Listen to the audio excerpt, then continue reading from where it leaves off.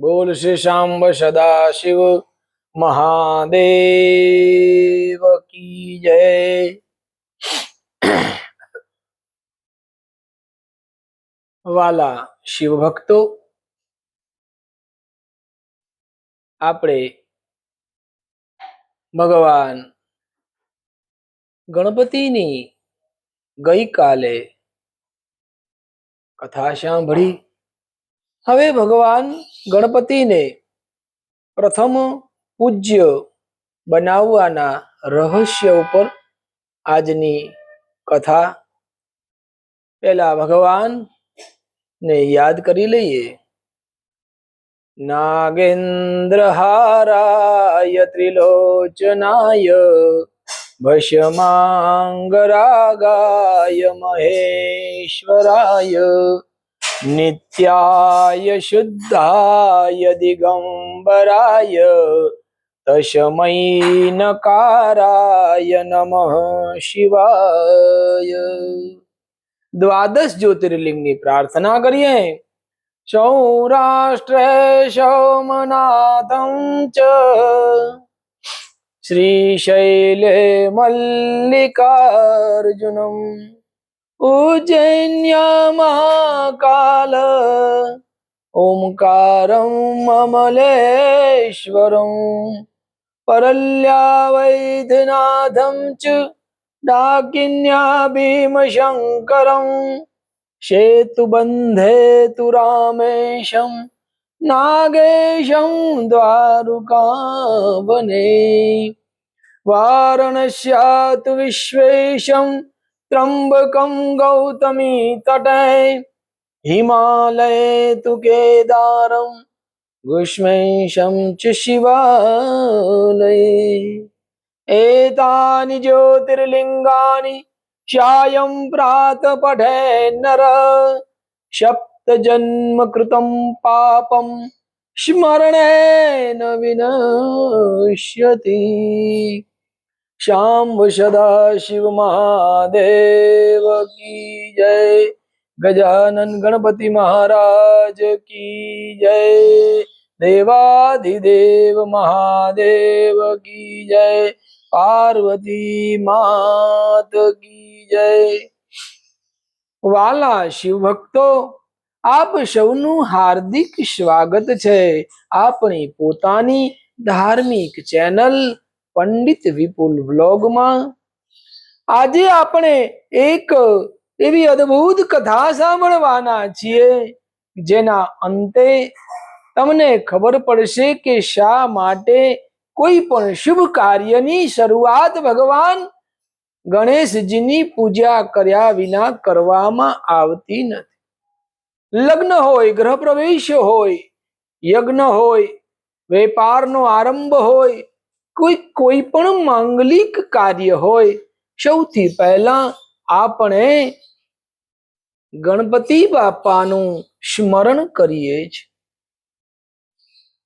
પરંતુ સવાલ એ છે કે ગણેશજીને જ સૌ પ્રથમ પૂજ્ય બનાવવાનું વરદાન શા માટે મળ્યું?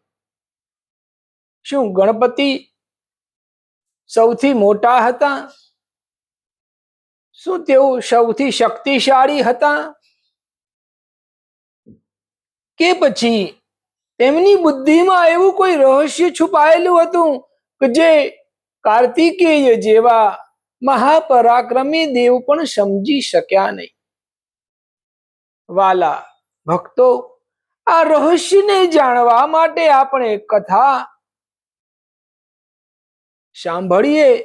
ભગવાન શિવ અને માતા પાર્વતી ના દિવ્ય ધામમાં આપણે જઈએ. બોલ શ્રી ગજાનન ગણપતિ મહારાજ કી જય. હિમાલયની ઊંચા શિખરો વચ્ચે કૈલાશ ધામમાં ભગવાન શિવ અને માતા પાર્વતી નિવાસ કરતા હતા. તેમના બે પુત્રો, એક હતા ગણેશજી બુદ્ધિના સાગર વિઘ્ન કરતા અને માતા પિતાના પરમ ભક્ત. અને બીજા હતા ભગવાન કાર્તિકેય, અદ્ભુત પરાક્રમી શૂરવીર અને દેવ સેનાના સેનાપતિ. બંને ભાઈઓમાં ખૂબ પ્રેમ, પરંતુ બંનેના સ્વભાવમાં મોટો તફાવત હતો. કાર્તિકેયજીને પોતાની શક્તિ અને વેગ ઉપર ગર્વ હતો. તેમનું વાહન મોર હતું. બીજી તરફ ગણેશજીનું વાહન નાનું એવું મૂષક. એક તરફ મોરની અદ્ભુત ઝડપ, બીજી તરફ નાનું મૂષક, અને એક તરફ યુદ્ધના મહાન સેનાપતિ અને બીજી તરફ શાંત, સ્થિર અને બુદ્ધિશાળી ગણેશજી. પરંતુ વાલા શ્રોતાજનો, ભગવાન જ્યારે કોઈની પરીક્ષા લે ત્યારે તેઓ માત્ર બહારની શક્તિ જોતા નથી. તેઓ જુએ છે બુદ્ધિ કેટલી છે, વિનય કેટલો છે, માતા પિતા પ્રત્યેનો પ્રેમ કેટલો છે, અને પરિસ્થિતિને સમજવાની શક્તિ કેટલી છે. એક દિવસ દેવતાઓ ભગવાન શિવ અને માતા પાર્વતીની પાસે આવ્યા છે. દેવતાઓના મનમાં એક જ પ્રશ્ન હતો કે હે મહાદેવ, તમારા બંને પુત્રોમાં શ્રેષ્ઠ કોણ? હવે આ પ્રશ્ન સરળ નહોતો અને આનો જવાબ પણ સરળ નહોતો. જો કોઈ શિવજી એકનું નામ લે તો બીજાનું પુત્રનું, અને માતા પાર્વતી પણ વિચારમાં પડી ગયા. ત્યારે ભગવાન શિવના ચહેરા પર સ્મિત આવ્યું. મહાદેવે કહ્યું કે મારા બંને પુત્ર પોતપોતાના સ્થાને શ્રેષ્ઠ છે, પરંતુ આજે આપણે એક પરીક્ષા લઈએ.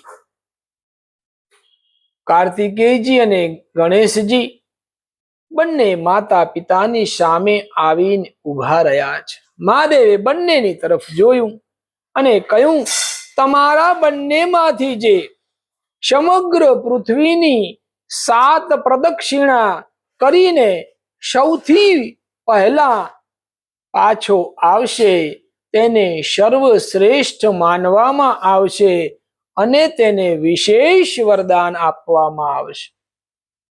આ તો સાંભળતા જ કાર્તિકેયજીના ચહેરા પર તેજ આવી ગયું. એમણે વિચાર્યું કે મારી પાસે તો મોર છે, મારું વાહન અતિ ઝડપી છે, હું તો ક્ષણમાં આખી પૃથ્વીની પ્રદક્ષિણા કરી આવીશ. ગણેશજી શાંત રહ્યા છે. તેમણે પોતાના વાહન મૂષક તરફ જોયું અને પછી માતા પિતાની તરફ જોયું અને મૌન રહ્યા. મહાદેવે કહ્યું કે જાઓ. અને આ શબ્દ સાંભળતા જ કાર્તિકેયજી પોતાના મોર પર સવાર થયા. મોર આકાશમાં ઉડ્યો. કાર્તિકેયજી પૃથ્વીની પરિક્રમા કરવા માટે નીકળી પડ્યા છે. પર્વતો પસાર થયા, સમુદ્રો પસાર થયા, વન અને નદીઓ પસાર થઈ, દિશાઓ પાર થઈ ગઈ. કાર્તિકેયજી ઝડપથી આગળ ને આગળ વધતા રહ્યા છે. તેમને વિશ્વાસ હતો કે વિજય તો તેમનો જ છે. પરંતુ બીજી તરફ ગણેશજી તો હજુ ત્યાં જ ઊભા હતા. તેમણે પૃથ્વીની પરિક્રમા શરૂ કરી નહોતી ત્યારે માતા પાર્વતીએ પૂછ્યું કે પુત્ર, તું કેમ જતો નથી? ગણેશજીએ માતાના ચરણોમાં નમન કર્યું છે અને પછી પિતાના ચરણમાં નમન કર્યું અને સ્મિત કરીને કહ્યું કે માતા પિતા, મારા માટે તમે સમગ્ર જગત. માતા પાર્વતીની આશ્ચર્યથી આ ગણેશની તરફ જોવા લાગ્યા. મહાદેવજી શાંત સ્મિત કરતા રહ્યા. ગણેશજીએ કહ્યું કે જે માતા પિતાથી આ સમગ્ર જીવન મળ્યું, જેમના ચરણોમાં સમગ્ર તીર્થોનો વાસ છે, તેમના કરતા મોટું વિશ્વ મારા માટે બીજું કયું હોઈ શકે? અને ત્યાર પછી ગણેશજી ધીમે ધીમે માતા પિતાની આસપાસ ફરવા લાગ્યા. ગણેશજીએ પહેલી પ્રદક્ષિણા કરી છે કે મારા માતા પિતા મારા માટે સમગ્ર સૃષ્ટિ છે. બીજી પ્રદક્ષિણા કરી, મારા માતા પિતા મારા માટે ચારેય ધામ સમાન છે. ત્રીજી પ્રદક્ષિણા, મારા માતા પિતા જીવનના પ્રથમ ગુરુ છે. ચોથી પ્રદક્ષિણા, માતા પિતા વિના મારું અસ્તિત્વ જ નથી. પાંચમી પ્રદક્ષિણા, માતા પિતાની સેવા એ જ સર્વોત્તમ ધર્મ છે. છઠ્ઠી પ્રદક્ષિણા, માતા પિતાના ચરણોમાં તમામ દેવતાઓનું સન્માન છે. અને પછી સાતમી પ્રદક્ષિણા પૂરી કરી અને ગણેશજી માતા પિતાના ચરણમાં નમન કરીને ઉભા રહ્યા છે. મિત્રો, આ હતી ગણેશજીની બુદ્ધિ. તેમણે પૃથ્વીનો પ્રવાસ કર્યો નહોતો, પરંતુ તેમણે પૃથ્વીના સાચા અર્થને સમજી લીધો. અને બીજી તરફ કાર્તિકેયજી પૃથ્વીની 7 પ્રદક્ષિણા પૂર્ણ કરી કૈલાસ પર પાછા આવ્યા. તેમને ખૂબ આનંદ હતો. તેમણે વિચાર્યું કે હવે તો વિજય મારો જ છે.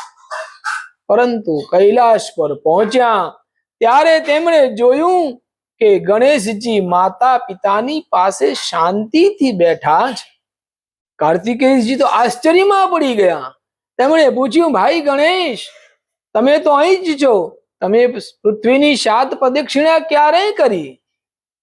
ગણેશજી સ્મિત કરીને બોલ્યા કે ભાઈ, મેં પૃથ્વીની નહીં પરંતુ મારા માતા પિતાની 7 પ્રદક્ષિણા કરી છે. કાર્તિકેયજીને આશ્ચર્ય થયું કે આ કેવી રીતે શક્ય છે. ત્યારે ભગવાન શિવે કહ્યું કે હે કાર્તિકેય, આ ગણેશજીની બુદ્ધિએ આ પરીક્ષાનો સાચો અર્થ સમજી લીધો છે. મહાદેવે સમજાવ્યું કે માતા અને પિતા સંતાન માટે સમગ્ર જગત સમાન છે. શાસ્ત્રોમાં પણ માતા પિતાને મહાન સ્થાન આપવામાં આવ્યું છે. ગણેશે પોતાની બુદ્ધિથી સમજી લીધું કે માતા પિતાની પરિક્રમા કરવી એ સમગ્ર જગતની પરિક્રમા કરવા સમાન છે. કાર્તિકેયજી પોતાના ભાઈની બુદ્ધિ જોઈને પ્રસન્ન થયા છે. અને હવે ભગવાન શિવ અને માતા પાર્વતીએ ગણેશજીને આશીર્વાદ આપ્યા છે.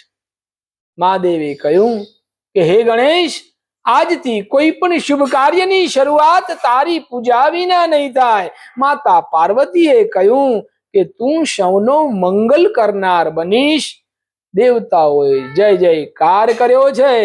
ગણપતિ બાપ્પા મોર્યા. ગજાનન ગણપતિ મહારાજ કી જય. અને આ રીતે ગણેશજી બન્યા અગ્રપૂજ્ય. વાલા શિવ ભક્તો, આ પ્રશ્નનો સાચો જવાબ હવે આપણને સમજાય છે કે ગણેશજી પ્રથમ પૂજ્ય એટલા માટે નથી કે તેઓ શિવજીના પુત્ર છે. તેઓ પ્રથમ પૂજ્ય છે કે તેમણે બતાવ્યું કે બળ કરતા બુદ્ધિ મોટી છે, ઝડપ કરતા સમજ મોટી છે અને દુનિયા જીતવા કરતા પોતાના માતા પિતાનું હૃદય જીતવું મોટું છે. કાર્તિકેયજીની પાસે ઝડપ હતી, ગણેશજી પાસે બુદ્ધિ હતી. કાર્તિકેયજી પૃથ્વીની 7 પરિક્રમા કરીને આવ્યા. ગણેશજીએ માતા પિતાની 7 પરિક્રમા કરીને સમગ્ર પૃથ્વીનો ભાવ સમજી લીધો. અને આથી જ ગણેશજીને મળ્યું સૌથી પ્રથમ પૂજ્ય થવાનું સન્માન. વાલા શિવ ભક્તો, આ કથા માત્ર ભગવાન અને ગણેશજીની મહિમા કહેવા માટે નથી, આપણા જીવન માટે પણ તે ખૂબ મોટો સંદેશ છે. આજના સમયમાં આપણે સફળતા માટે દોડીએ છીએ, પૈસા માટે દોડીએ છીએ, મોટું ઘર બનાવવા માટે દોડીએ, સન્માન મેળવવા માટે દોડીએ, પરંતુ ઘણી વખત જે લોકોના આશીર્વાદથી આપણે આ દુનિયામાં આવ્યા છીએ એ માતા પિતાને આપણે સમય આપી શકતા નથી. ગણેશજી કહે છે કે સમગ્ર જગત જીતતા પહેલા માતા પિતાનું હૃદય જીતજો. જો માતા પિતાના ચરણોમાં પ્રેમ છે તો જાણજો કે ભગવાનના આશીર્વાદની છાયા તમારા માથે છે. અહીં એક વાત ખાસ સમજવી જરૂરી છે કે આ કથાનો અર્થ એવો નથી કે કાર્તિકેયજી નાના હતા અથવા ગણેશજી મોટા હતા. બંને દેવ સ્વરૂપ છે. કાર્તિકેયજી પરાક્રમ અને શૌર્યના પ્રતીક છે. ગણપતિ બુદ્ધિ અને વિવેકના પ્રતીક છે.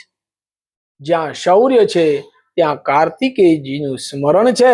જ્યાં બુદ્ધિ અને વિવેક જરૂરી છે ત્યાં ગણેશજીનું સ્મરણ. અને જ્યારે કોઈ પણ શુભ કાર્યની શરૂઆત થાય ત્યારે સૌપ્રથમ વિઘ્ન દૂર કરવા માટે ગણેશજીનું સ્મરણ કરવામાં આવે. અને અંતે હવે આપણે એ રહસ્ય સમજીએ કે જેના કારણે આજે પણ દરેક શુભ કાર્ય પહેલા આપણે બોલીએ છીએ શ્રી ગણેશાય નમઃ. કારણ કે ગણેશજી બુદ્ધિના દેવ છે, વિવેકના દેવ છે, વિઘ્ન હર્તા છે, મંગલ મૂર્તિ છે અને અગ્ર પૂજ્ય છે. કોઈ પણ કાર્ય શરૂ કરતા પહેલા જો બુદ્ધિ સાચી હોય તો માર્ગ સરળ બને છે. જો વિવેક હોય તો નિર્ણય સાચો થાય છે. અને જો મન શાંત હોય તો કાર્ય સફળ બને છે. આ તમામ ગુણ નું પ્રતીક છે ભગવાન શ્રી ગણેશ. વાલા શિવ ભક્તો, આજે આપણે જાણ્યું કે ગણેશજીને પ્રથમ પૂજ્ય બનાવવાનું રહસ્ય કોઈ વરદાનમાં નથી. તે રહસ્ય છે માતા પિતાના ચરણમાં શ્રદ્ધા, બુદ્ધિમાં સ્થિરતા અને પરિસ્થિતિને સમજવાની શક્તિ. જ્યારે કાર્તિકેયજી આખી પૃથ્વીની પરિક્રમા કરવા નીકળ્યા ત્યારે ગણેશજી પોતાના માતા પિતાની પાસે જતા રહ્યા. તેમણે પોતાની બુદ્ધિથી સમગ્ર વિશ્વને પોતાના માતા પિતાના ચરણોમાં જોઈ લીધું. અને આ જ કારણે ભગવાન શિવે તેમને વરદાન આપ્યું કે હે ગણેશ, કોઈ પણ શુભ કાર્યમાં સૌ પ્રથમ તારી પૂજા થશે. અને એટલે આજે પણ આપણે શુભ કાર્ય કરીએ ત્યારે સૌથી પહેલા ગણપતિની પૂજા કરીએ છીએ. ચાલો આજે પણ આપણે આ કથા સાંભળીને એક સુંદર સંકલ્પ કરીએ કે આપણે આપણા માતા પિતાનું સન્માન કરીશું, આપણા વડીલોનું સન્માન કરીશું, બુદ્ધિ અને વિવેકથી નિર્ણય લઈશું. આપણા માતા પિતાને દુખી કરીને કોઈ પણ શુભ કાર્ય કરશો તો તે સફળ થશે નહીં. ગુજરાતીમાં કહેવત છે કે ઉંબરા વારીને દુખી કરીને ડુંગરા વારીને મળવા જશો તો એ કદી પણ તમારી ઉપર કૃપા કરશે નહીં. તો આપણા માતા પિતા આપણાથી હંમેશા સુખી રહે, સંતુષ્ટ રહે એવો આપણો હર હંમેશ પ્રયત્ન હોવો જોઈએ. અને અંતમાં આપણે ગજાનન ગણપતિ મહારાજને પ્રાર્થના કરીએ કે હે ગણપતિ બાપા, અમને સદબુદ્ધિ આપો, અમારા જીવનમાંથી તમામ વિઘ્નો દૂર કરો, અમારા ઘરમાં સુખ શાંતિ સ્થપાય, અમારા માતા પિતાના આશીર્વાદ હંમેશા અમારા માથે રહે અને અમને સત્ય અને ધર્મના માર્ગે ચાલવાની શક્તિ આપો. વક્રતુંડ મહાકાય સૂર્યકોટી સમપ્રભ નિર્વિઘ્નમ કુરુ મે દેવ શુભ કાર્યેષુ સર્વદા. ગજાનન ગણપતિ મહારાજ કી જય. માતા પાર્વતીની જય. દેવાધિદેવ મહાદેવની જય. કાર્તિકેય મહારાજની જય. વાલા શિવ ભક્તો, આ કથા તમને ગમી હોય તો પંડિત વિપુલ વ્લોગને સબસ્ક્રાઇબ કરવાનું ભૂલતા નહીં. વિડીયોને લાઈક કરજો, તમારા મિત્રો મંડળને આ કથા શેર કરજો. અને ફરી આવી એક અદ્ભુત ધાર્મિક કથામાં આપણે શિવ મહાકથાના વધુ એક અંકમાં મળીએ. ત્યાં સુધી નમઃ પાર્વતી પતે હર હર મહાદેવ.